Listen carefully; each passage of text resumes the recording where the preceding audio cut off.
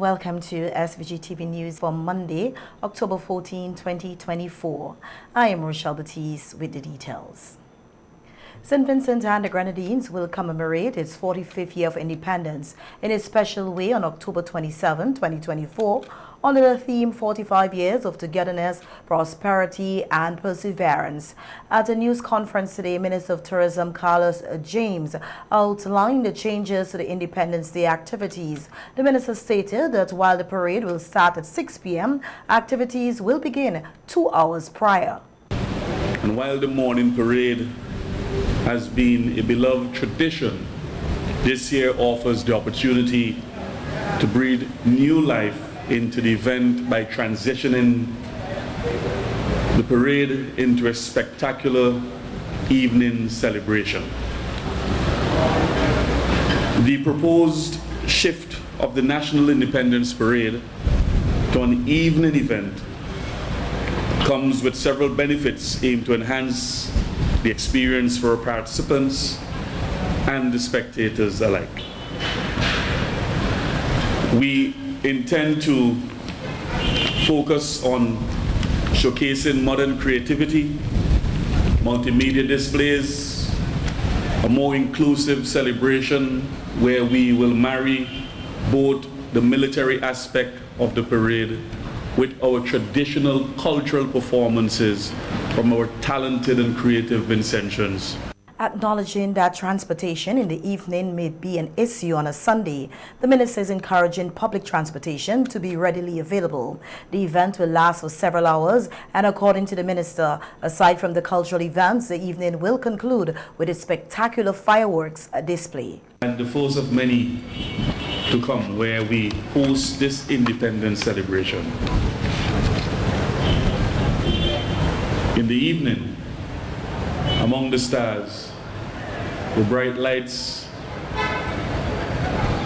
fireworks covering Kingston, sharing in our national colors, green, gold, and blue, and our voices collectively resonating as we celebrate our independence as a people, as a nation, and as a country. Again, I'm encouraging all of the public transport sector to mobilize, work with your communities, and let's get the people out to Victoria Park and get them home on the evening of the 27th safely. And I'm asking for the support of the Vincentian public. Let us celebrate this important activity and occasion as we mark our 45th anniversary of independence. The changes to the parade this year is a welcome initiative for the Royal St. Vincent and the Grenadines Police Force. Superintendent of Police and Head of the Police Public Relations Department, Junior Simmons, said it will alleviate the problem of police officers and others on the parade ground being affected by the sun. Family affair, where the ambience would be well suited for a family gathering and for the troops in parade, because we are aware that in the past parades were held in the morning from 8 a.m. and the extreme weather had serious impact on our troops in parade, and many of them would have fainted. But I believe holding the parade from 6 p.m. in the evening, the atmosphere would be cooler, therefore it should be more comfortable, not only for the troops, but also for the attendees or the audience at Victoria Park. SOP Simmons said the parade this year will be one with a difference that will surprise attendees. And a special meeting of the Council for Trade and Economic Development, quoted on agriculture, was held here on Friday, October 11, 2024, at the UWI Global Campus site in capital Kingston. SVG's Minister of Agriculture, Forestry, Fisheries, Rural Transformation, Industry and Labour, Saboto Caesar, chaired the special session. The special quartet meeting was the final activity of the 18th Caribbean Week of Agriculture, held under the theme Climate Smart Agriculture for a Sustainable Future. A key agenda item at the quartet special meeting was an update from the Special Ministerial Task Force on Food Production and Food Security. CARICOM heads of government have pinpointed food and nutrition security as a priority for the region. In his opening address at the meeting, Minister Caesar told the gathering that as custodians of food security, food safety, agriculture, trade, and issues surrounding production and productivity, they are faced with the vagaries of climate change, and there are special possibilities and opportunities for them to explore. Noting that they had excellent meetings at CWA 2024 here in SVG, Minister Caesar said they must all acknowledge that time is of the essence. And more than 3 months after Hurricane Beryl caused destruction in St. Vincent and the Grenadines, 1,134 people remain displaced and are either in shelters or private accommodations. This was stated by Prime Minister Dr. Ralph Gonsalves while providing an update on recovery efforts by the government during WFM's Issues at Hand program on Sunday. The Prime Minister noted that the number of people in shelters is just over 500. Currently, we have 576 persons in shelters. We have 231 on St. Vincent, and we have 290 on Union Island. And we have 44 in Canawan. The 11 persons who are in Myra, and they're not in any formal shelters. I should point out, in Canawan, in Union Island, the main shelter on Union Island is the Learning Resource Center in Ashton, which has 31 persons, and the Ashton Gospel Hall Church has 3 persons. But there are 200. There are over 256 in multiple homes. The government is also covering accommodation costs in hotels and guest houses for families, totaling just over 550 people, primarily from the Southern Grenadines. Providing a breakdown of the figures, the Prime Minister said that this initiative is costing the government a significant amount of money, but it is necessary. And we have 558 in what we call in the classification touristic accommodation, that is to say guest houses, apartments, and the like. And in giving a breakdown in relation to those which are in apartments and hotels, guest houses. As I said, 558 persons. There are 128 families and 29 single persons. In total, 558. In other words, in private properties, we have 89 families who rent these places. All of these we pay for it. It's costing a lot of money. So the total number of persons who are in the shelters and in what we call touristic accommodation is 1,134. Many parents from Union Island have opted to send their children to school on mainland St. Vincent, and they are also being housed by the government. Also on radio on Sunday, Prime Minister Dr. Ralph Gonsalves announced that the Cabinet has approved nearly 5,000 household names to receive $8 million Hurricane Beryl income support. The Prime Minister explained that this income support, which is intended for 3 months, will be paid in one-off payment.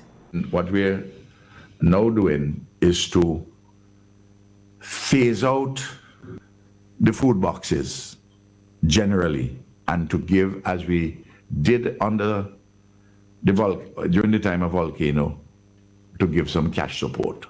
In Cabinet on Wednesday, the list was finally from national mobilization.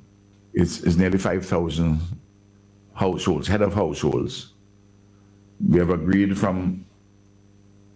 to pay in November or the end of October, because you have to work out things with the bank. The 3 months, October, November, December, under the supplementary estimate, and we'll roll this into the next budget. $600. The Prime Minister added that the list of names for farmers and fishermen eligible for income support had to be rechecked, which caused a delay. However, he assured that the list is being finalized. Agriculture for farmers and farm workers, and for fishers and their crew. But the list for the fishers and the crew is not yet fully documented, because it was 138 they had. But that's clearly a small number. So the people in the Ministry of, in the department, the Fisheries Department, they're working on that.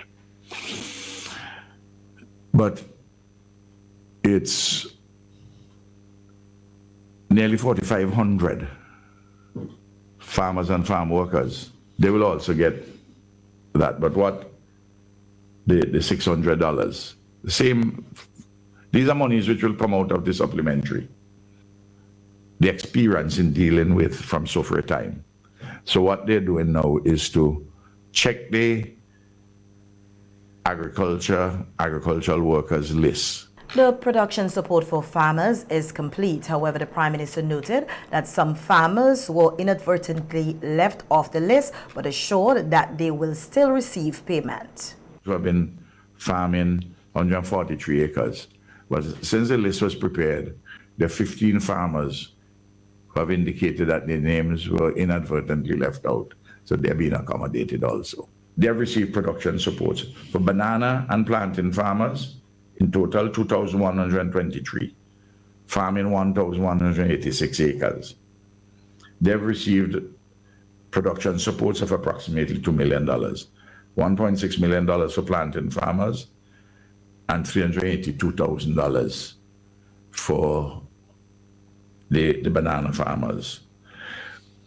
It is estimated that this is short by about 250 farmers, so that they will get that. That's production support. That doesn't have to do anything with what I just told you about the income support, which we have approved on Wednesday, the quantum. I was hoping that we could have gone a little higher, maybe $700. The pot of money, you had to, I would love it even to be more, Cecil, but I have to deal with it.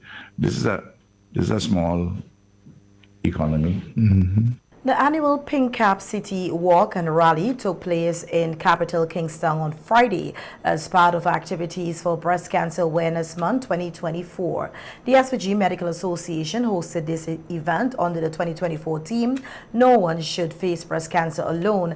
The team emphasizes patient-centered care, including medical, emotional, psychological, and social support, while also addressing gender and socio-economic inequalities in access to breast cancer care. In an interview with SVGTV News, nurse Shellyan Alexander Ross stated that breast cancer is a significant public health issue that must be tackled head-on.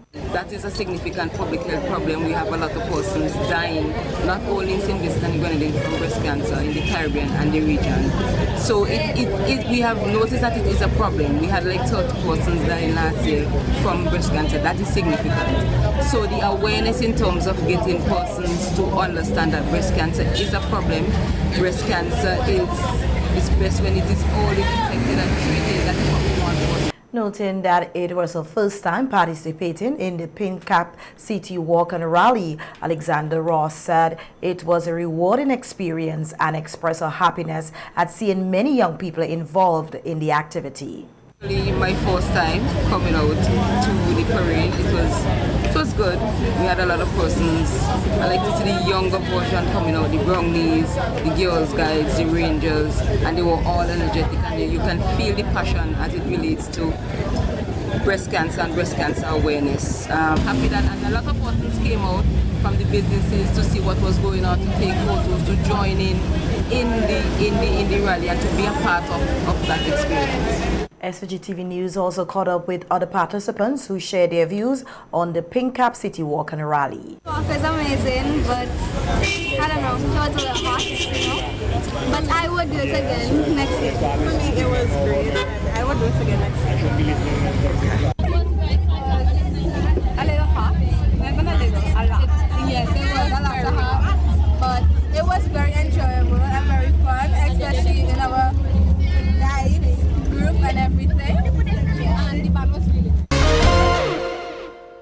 Here that in what has been described as an impressive display of innovation and teamwork, Team SVG Robotics emerged victorious at the first global challenge held from the 26th to the 29th of September in Athens, Greece. The team comprising Shakina Campbell, Nolandri Dalloway, Jordan Harrington, Jadon Matthews, and Nikolai Williams under the guidance of mentors Brodlin Daniel and Osni Daniel stood out by securing first place in the OECS and finishing second in the Caribbean, only behind Puerto Rico. A news release said with their robot Activius, they powered through various challenges and earned top spots, demonstrating innovation and skill throughout the competition. At the start of the competition, Team SVG was ranked 176 out of 180 teams and was able to climb to 47th place as the competition progressed. According to the news release, Activius was the star of the competition, showcasing groundbreaking innovations such as a modified 4-stage cascade lift gate for scoring balls and its sides arms. Its ability to hold 6 balls at a time allowed the team to score heavily in each challenge. It was noted that the robot's versatility, its ability to do any task on the field if needed, and precision made it one of the most reliable and effective machines in the competition, enabling the team to outperform many of their competitors. With first Global Challenge 2025 on the horizon, Team SVG Robotics is said to be looking forward to another successful season and is already planning for their interactive demonstration of their robot Activius at the 2025 Vilnius Science Fair. The opposition New Democratic Party, NDP, held the second part of its annual convention on Sunday in Pitibidel, located in the North Leeward constituency. The NDP is fielding several new candidates for the upcoming general elections, constitutionally due in 2026. During Sunday's convention, the baton was passed to 2 of these candidates in the Leeward corridor. The North Leeward Constituency Council of the NDP recently selected Dr. Kishore Shallow, the current president of Cricket West Indies, as its candidate. On the political platform, Dr. Shallow credited North Leeward for his upbringing and highlighted how the constituency has been neglected under the ULP government. When actually people in town used to be happy when you come up because they know you come to spend your money. That is the reality. I say all that have been changed. And bear in mind, this is not by coincidence that has been changed. This was, in my opinion, a well-calculated design plan, and even with great hostility to the people of North Leeward. Total injustice. And now, we have to accept that we have been treated in North Leeward as almost second-class citizens. Second-class citizens. Once the thriving economy of St. Vincent and the Grenadines, where we welcome and supported our brothers across the country, we are now treated for at least the last 2 decades, I would say. We have been treated as second-class citizens. And I said no more to that. No more. With almost quarter century of this same government, with almost 25 years of a man leading this country, has North Leeward improved? I don't think they could hear all of you. Has North Leeward improved? I gotta ask you another question. Do you think this government has your interest at heart? I mean, it's obvious.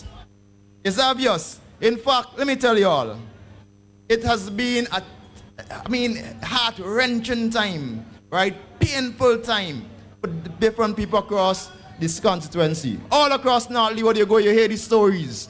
people are in pain, people are hurting, because you don't want to beg.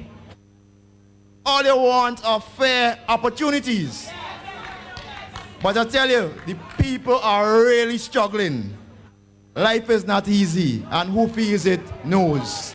Additionally, the NDP Central Leeward Council selected former teacher Conrad Huggins to contest the seat. Huggins was among several teachers affected by the government's vaccine mandate for refusing to take the COVID-19 vaccine. At the convention, Huggins expressed his enthusiasm for being part of the NDP team and his commitment to bringing about change for Central Leeward and St. Vincent and the Grenadines. The pleasure is mine to embrace this moment and this opportunity. The key to Central Leeward, representation in Central Leeward, prosperity in Central Leeward is rested on Conrad Huggins and the people of Central Leeward. Now, as you listened to the persons presented before me, there are two things that stood out. One is a party that has lived its time, a leader that has already expired, is on his way out, but doesn't want to acknowledge it. And a party which is renewed as it gets older. So even next year, the NDP will celebrate 50 years. We have continually been renewed. That is why I'm here. That is why Dr. Kishore Shalukish is here. And you know the thing that happened? Lightning struck twice in the same place in September. And what it did? Hot top bass man head. You know, after 30 years, the ULP has Central Leeward as a seat. 30 years now, since 1994. They have it almost 24 years in government.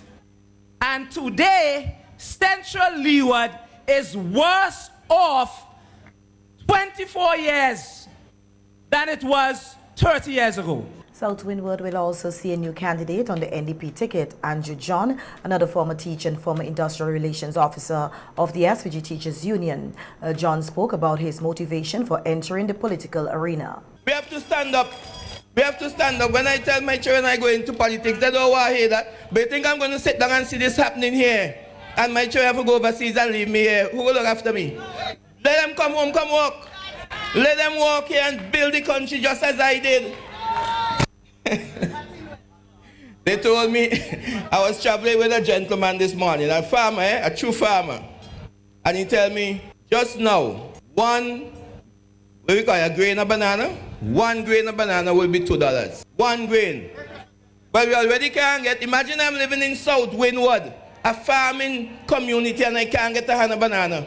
I cannot get a hand of banana sweet. You can't find that. The agriculture has been left in the wilderness. I don't know where to find agriculture under this government. People have to eat. They must eat. And you are going to come to the people and say to us that agriculture dead. So what are you trying to tell us? All of us dead. Right? And I have some other stuff that I really would have liked to touch on today. Because what I notice, we have become comfortable with the crime situation in our country. We have become accustomed to it. It is happening so often now that it is not shocking to us anymore. What kind of country are we building? That our people the blood of our people are running in the street. We have to change the course of things. We have to change the course.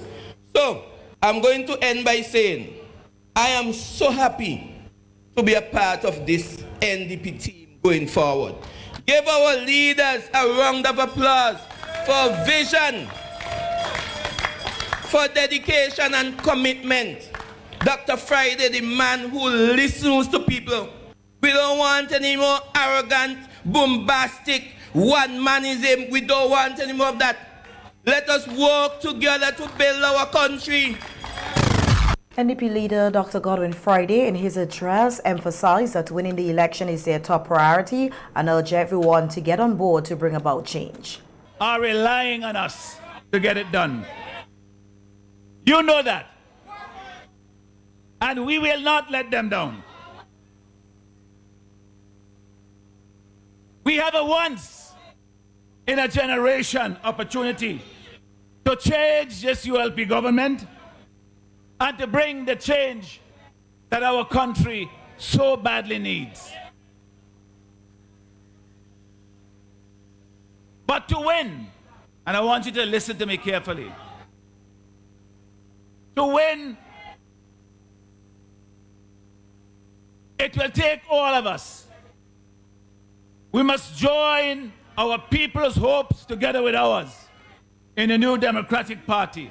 Put our ambitions together and make it happen. We can't let our people down. Each of us has to do our part. And I know you're ready to play your part. All the fellas up here on the stage and the ladies, they are willing and ready to do their part. And you could hear from their speeches that were made here today that they have thought deeply about the things that are needed to turn this country around. And that they can't wait for the opportunity to be able to deliver for our people. So we all have our part to play. Now you know that the ULP, they are makers of mischief. So they're going to sow all kind of seeds of doubt and division to try to keep us apart, because that is the only way that they think they can win. But we must be united in purpose, in belief that we can bring change to this country, and have the unity of purpose and the unity of action. In other news now, we hear that secondary schools throughout the state will once again compete for a place in the finals of the Lions Club St. Vincent South Flow National Secondary Schools Public Speaking Competition. After delays due to the impacts of Hurricane Beryl, schools across 4 zones will participate in the preliminary beginning on Wednesday, October 16th from 1:30 p.m. at the French's House in Capital Kingstown. Schools in Zone 2 will speak on the first day on the topic "The Caribbean region is properly equipped for the artificial intelligence AI revolution." Then on Thursday, October 17, schools in Zone 3 will address the topic "For developing countries, hosting of global sporting events can only result in benefits." To conclude the preliminary round on Friday, October 18th, schools in Zone 1 are expected to present on the topic "Is CARICOM exerting its best efforts in natural hazards preparedness and the management of natural disasters," while those in Zone 4 will explore the topic "Can the cannabis industry be considered a viable proposition for farmers and emerging entrepreneurs?" The 6 finalists represented their respective schools will be selected to meet on the night of November 5th, 2024 at the Methodist Church Hall in Kingston, commencing at 7 p.m.